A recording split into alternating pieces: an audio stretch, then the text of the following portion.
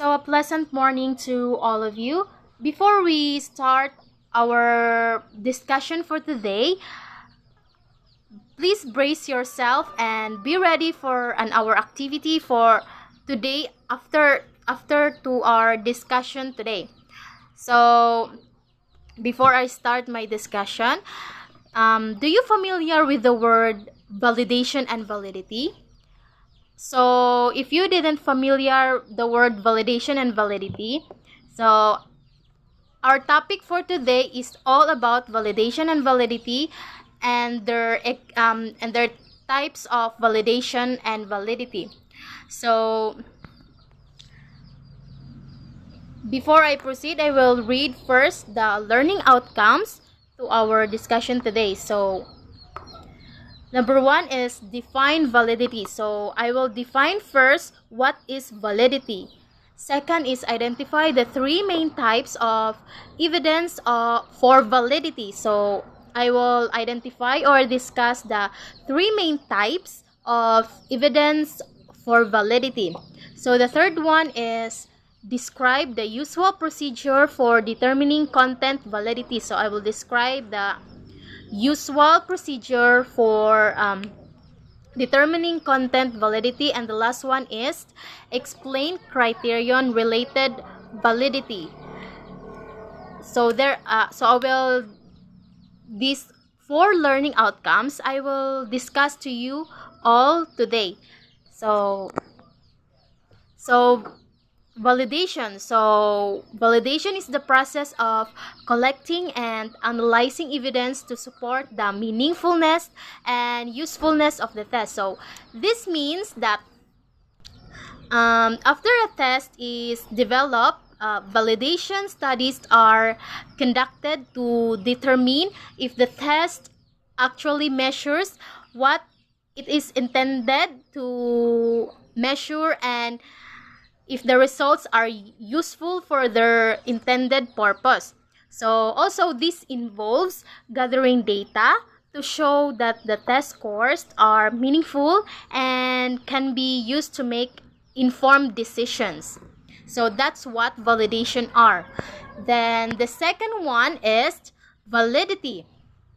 So from the word validity, it is the extent to which a test measures what is purpose to measure, or as referring to the appropriateness, correctness, meaningfulness, and usefulness of the specific decisions a teacher makes based on the results. So from the word validity, there are four measures that referring the word validity, which are the appropriateness, correctness, meaningfulness, and usefulness. So, hinumdumi jud ninyo og unsa purpose to measure the word validity. So, upat to sila kabuk class. So, the first one is appropriateness, correctness, meaningfulness, and usefulness.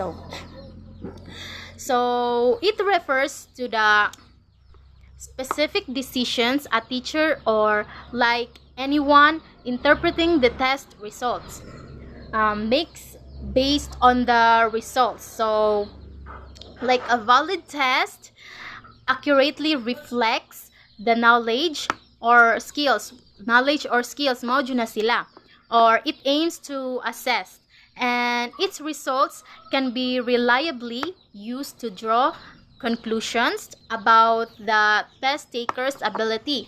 So just be mindful of what is the purpose to measure, or as referring the validity, like katong for purpose to measure, or as referring to the word validity, which are appropriateness, correctness, meaningfulness, and usefulness. So let's proceed now to the three main types of evidence for validity. So number one is content related evidence of validity. So this is the first type of evidence from the word validity. So, content-related evidence of validity refers to the content and format of the instrument. So, it refers to how well the content and format of the test aligned with the construct being measured. So, that's what the meaning of content-related evidence of validity. So, hunahunaan guys nga ay aka ng class nga basta content-related evidence of validity, it refers to the content and format of the instrument. So the second one is criterion-related evidence of validity. So it refers to the relationship between scores obtained using the instrument and scores obtained using one or more other tests, often called criterion. So from the word using the instrument and scores obtained using one or more other tests, it means it often called a criterion. So mo na criterion related evidence of validity. So this examines the relationships between scores on the test and scores on an external criterion measure. So for example, another test or real world outcome. So from the word criterion, na siya relationship between scores on the test and scores on an external criterion measure. So number 3, construct related evidence of validity. So refers to the nature of the psychological construct or characteristic being measured by the test. So from the word construct, there are a nature of the psychological construct or characteristic being measured by the test. So it involves gathering evidence to demonstrate that the test measures that intended theoretical construct and not other related construct. So these types of evidence often involves multiple sources of information and different research methods. So kanidong construct related evidence of validity, so ma-involves daw ang multiple sources sa information and different research methods. So I repeat, what are the 3 main types of evidence for validity? So there, number 1 is content related validity, evidence of validity, criterion related evidence of validity, and number 3 is construct related evidence of validity. So be mindful, okay? After to our discussion today, I will not a test, not just a test but an activities. Sayo na ni siya guys kung ay class kung maminaw mo, kung naminaw mo nako. So there are 2 main types of criterion validity, which are the concurrent validity and predictive validity. So first, i-discuss na ako kung what is concurrent validity. So it refers to the comparison between the measure in question and an outcome assessed at the same time. So this refers to a comparison between the test results and an outcome assessed at the same time.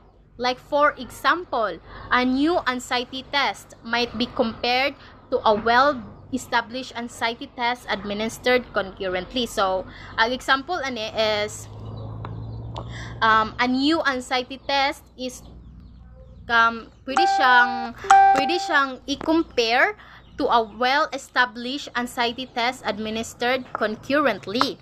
So, the second one is predictive validity, wherein the test scores in the instrument are correlated with scores on a later performance like criterion measures of the students.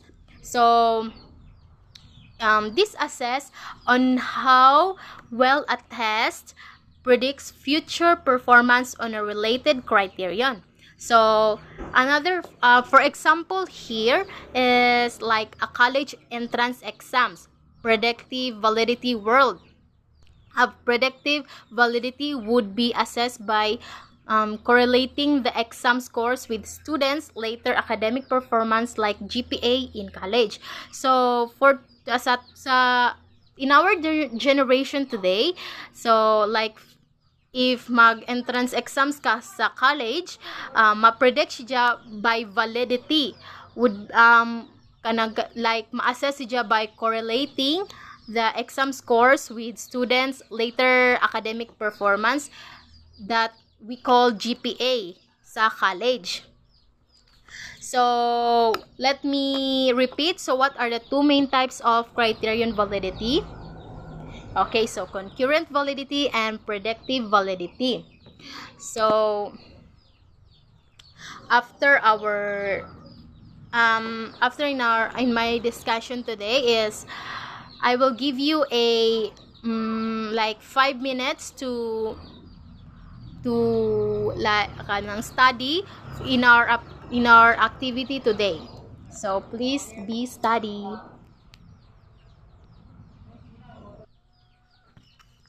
Okay, so please prepare a 1/4 sheet of paper for our activity today. So, okay. So, naa sa screen, ang activity today, mamili ra mo sa A, B, C, D. Letter A is validation. Letter B is content and format. Letter C is meaningfulness and usefulness. And letter D is validity. So, please write the letter and words for the correct answer. So, number 1. It is the extent to which a test measures what is purposed to measure or as referring to the appropriateness, correctness, meaningfulness, and usefulness of the specific decisions a teacher makes based on the results. So, pamili lang mo unsay answer ana nila. Okay, so number 2. So, content-related evidence of validity refers to the blank and blank of the instrument. So, let me repeat. Content-related evidence of validity refers to the blank and blank of the instrument. Okay, number 3. So, it is the process of collecting and analyzing evidence to support the meaningfulness and usefulness of the test. So, let me repeat. It is the process of collecting and analyzing evidence to support the meaningfulness and usefulness of the test. Okay, so for number 4 to 5, please what are the two main types of criterion validity? Two main types of criterion validity. Wala siya sa kuan guys. Sa screen kay. Siyempre wala jud. Two main types of criterion validity. So are you done? Okay. So after unya na ta mag-checking because after in my discussion is napa siya continuation which is the reliability man siguro nga discuss a topic which can be discussed by Miss Sedelio. So that's all. Thank you.